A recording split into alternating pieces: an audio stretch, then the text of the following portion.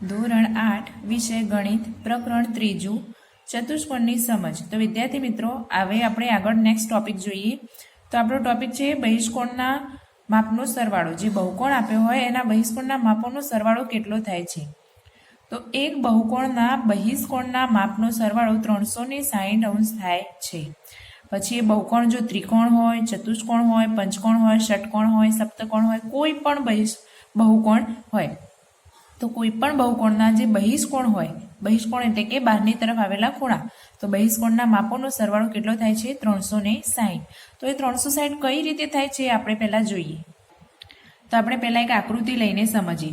જો આપણે આકૃતિ દોરી છે, એક બહુકોણ દોર્યો છે, તો આપણે પહેલા AB કિરણ દોર્યું છે, પછી BC કિરણ, કિરણ CD, કિરણ DE અને કિરણ DA। તો આ પાંચેય કિરણો એની જો આપણે બહાર બધા ખૂણા બતાવ્યા છે, તો આપણો આ બહારનો પહેલો બહિષ્કોણ, આ બીજો નંબરનો બહિષ્કોણ, 3, 4 અને એક આ 5, બરાબર।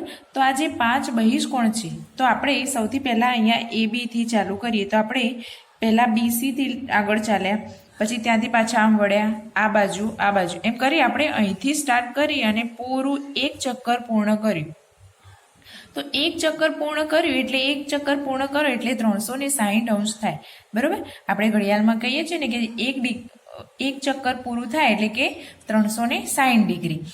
તો બસ એ જ રીતે આ જો આ રીતે પંચકોણ હતો, કોઈ બીજું ચતુષ્કોણ હોય, ષટકોણ હોય, ત્રિકોણ હોય, તો પણ આપણે એના બહિષ્કોણ તો બહારથી જ લઈને પૂરા એક ચક્કર પૂરું કરવાનું થાય। તો બધા બહિષ્કોણનો સરવાળો કેટલો થાય 360।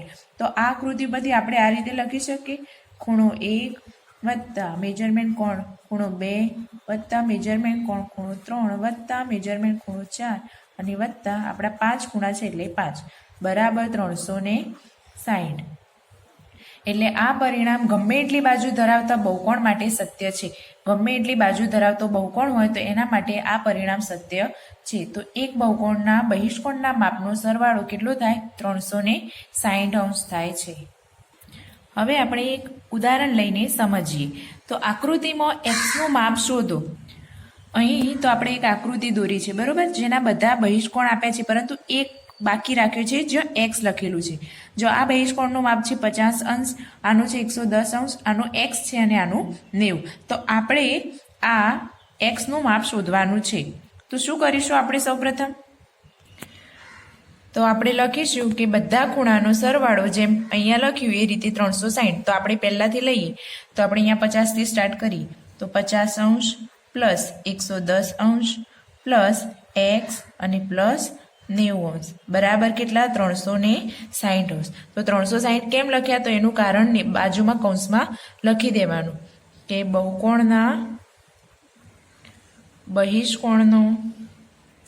બહિષ્કોણના માપનો સરવાળો 360 થાય છે। કારણ વ્યવસ્થિત અહીંયા બાજુમાં લખવાનું, કાં તો એટલું લખો કે બહુકોણના બહિષ્કોણ છે એટલે, બરોબર। હવે આપણે આ સમીકરણ જેવું થઈ ગયું, સોલ્વ કરીશું। 50, 110 અને 90 ત્રણેયનો સરવાળો કરી દઈશું આપણે। તો કેટલો થશે 160 અને 90, ટોટલ થશે 250 અંશ પ્લસ x બરાબર 360, બરોબર। હવે આ 250 બરાબરની પેલી બાજુ જશે એટલે શું થશે માઇનસ। તો x બરાબર 360 માઇનસ 250, તો x બરાબર થશે 110 અંશ। તો આપણો x કેટલો હશે 110 અંશ। તો આ રીતે તમારે એક્ઝામ્પલ ગણવાના રહેશે।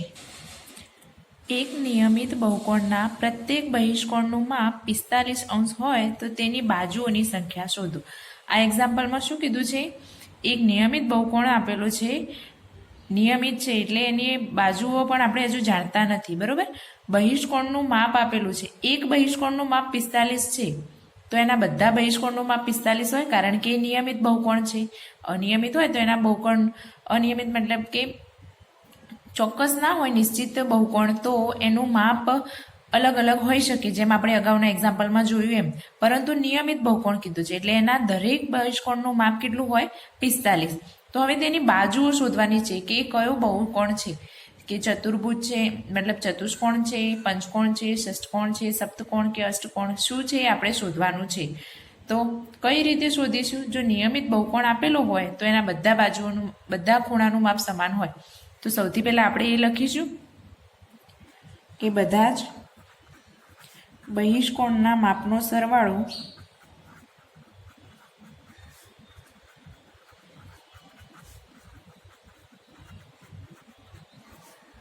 360° થાય. બરોબર, સરવાળો કેટલો થાય? 360.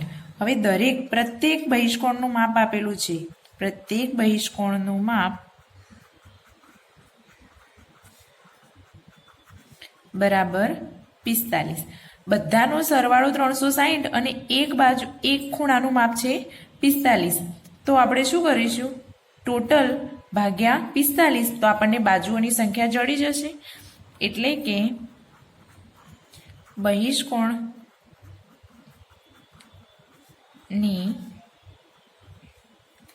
સંખ્યા બરાબર, હવે જેટલા બહિષ્કોણ થશે એટલી બાજુઓ હશે.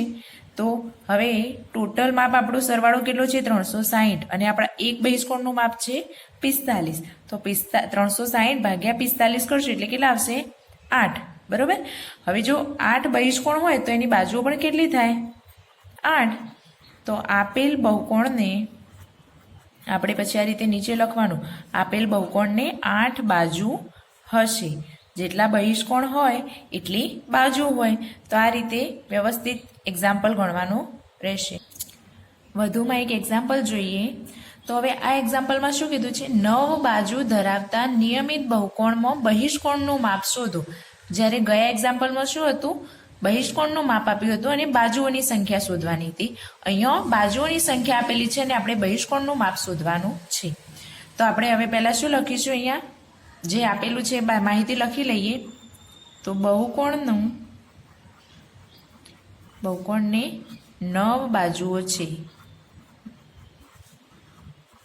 એટલે કે n બરાબર 9. બરોબર, હવે 9 બાજુઓ વાળો બહુકોણ હોય તો એના બહિષ્કોણની સંખ્યા કેટલી થવાની? 9. હવે 9 બાજુ વાળો બહિષ્કોણ હોય તો એના બહુકોણની સંખ્યા કેટલી થશે? 9. તો 9 બાજુવાળા બહુકોણના બહિષ્કોણની સંખ્યા 9 હોય. બરોબર, હવે આ નિયમિત બહુકોણ છે. નિયમિત બહુકોણ હોય એટલે એના બહિષ્કોણનું માપ પણ સરખું હોય. તો નિયમિત બહુકોણ હોવાથી તેના દરેક બહિષ્કોણનું માપ સરખું હોય. બરોબર, હવે દરેક બહિષ્કોણનું માપ સરખું હોય એવું કીધું આપણે. હવે આપણે બધા બહિષ્કોણનો માપનો સરવાળો જાણીએ છીએ. તો હવે બહુકોણના બધા બહિષ્કોણના માપનો સરવાળો 360° થાય છે. બરોબર, બધા બહિષ્કોણના માપનો સરવાળો 360. હવે આપણી બાજુઓ કેટલી હતી? 9. તો તેથી 9 બાજુવાળા બહુકોણના દરેક બહિષ્કોણનું માપ, આપણે બધી બાજુઓ જાણીએ છીએ અને બહિષ્કોણના માપનો સરવાળો જાણીએ છીએ. તો શું કરીશું? 360 ભાગ્યા n એટલે કે બાજુઓ. તો 360 ભાગ્યા 9 તો કેટલા થશે? 40. તો આપણા દરેક બહિષ્કોણનું માપ કેટલું થશે? 40°. હવે આપણે એક એક્ઝામ્પલ જોઈએ જેમાં અંતઃકોણનું માપ આપેલ છે. તો એક્ઝામ્પલ જોઈએ આપણે. એક નિયમિત બહુકોણને કેટલી બાજુઓ હોય તો તેના દરેક અંતઃકોણનું માપ 165° થાય. જો અહીંયા બાજુઓ શોધવાની છે, પરંતુ અહીંયા બહુકોણનું માપ આપ્યું નથી, બહિષ્કોણનું માપ આપ્યું નથી. જો બહિષ્કોણનું માપ આપ્યું હોય તો આપણે અગાઉ જેમ એક્ઝામ્પલ ગણ્યું એ રીતે સેમ ગણી દે, કારણ કે બાજુઓ જ શોધવાની છે. પરંતુ અહીંયા અંતઃકોણનું માપ આપેલું છે. તો આપણે પહેલાં શું કરવું પડશે? એના બહિષ્કોણનું માપ શોધવું પડશે. હવે બહિષ્કોણનું માપ શોધવા માટે શું કરવું પડશે? તો 180માંથી બહિષ્કોણનું માપ માઇનસ કરી દેવાનું, એટલે આપણને બહિષ્કોણનું માપ મળી જાય. તો હવે આપણે એક્ઝામ્પલ સ્ટાર્ટ કરીએ. તો લખીએ, બહુકોણ નિયમિત છે. પહેલાં તો બહુકોણ નિયમિત છે અને તેના દરેક અંતઃકોણનું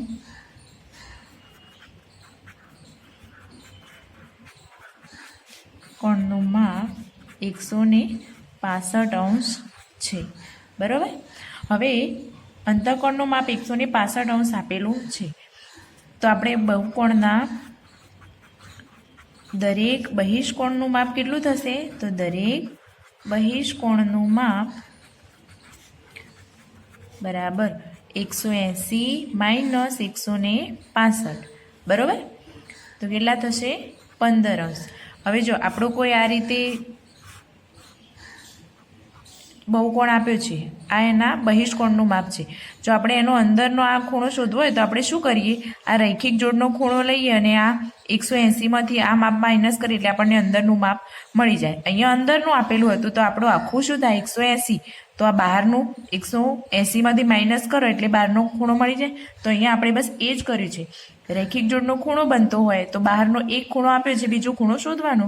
તો આપણે બહિષ્કોણ એ રીતે અંતઃકોણ આપ્યો તો અને બહારનો ખૂણો શોધ્યો એટલે બહિષ્કોણનું માપ થશે 15°. બરાબર.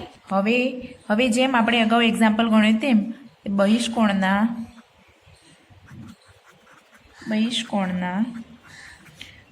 ખૂણાના માપ, બધા ખૂણાના માપનો સરવાળો 360 છે. બરાબર. તો હવે આપણે બહિષ્કોણની સંખ્યા શોધીશું. તો બહિષ્કોણની સંખ્યા બરાબર શું લખીશું? 360 ભાગ્યા આપણો બહિષ્કોણ કેટલો છે? 15°નો. 360 ભાગ્યા 15 કરશો એટલે કે 24. તો બહુકોણની બાજુ કેટલી થશે? બહુકોણની બાજુઓની સંખ્યા 24 થશે. તો આમ આપણે આ રીતે એક્ઝામ્પલ ગણતા રહીશું.